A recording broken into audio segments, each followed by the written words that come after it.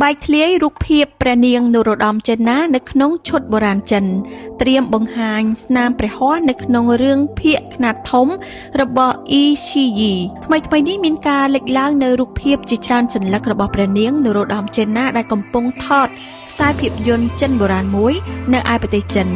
នេះចាត់ទុកថាជាការបង្ហាញព្រះកាយជាលើកដំបូងនៅក្នុងនាមជាតារាសម្ដែងលើឆាកអន្តរជាតិរបស់ខ្សែរាជវង្សខ្មែរវ័យក្មេងអង្គនេះគណៈដែលទ្រង់ក៏កំពុងមានប្រជាប្រិយភាពនិងមានបេសកកម្មការងារជាបន្តបន្ទាប់នៅទីនោះស្រាប់ផងដែរ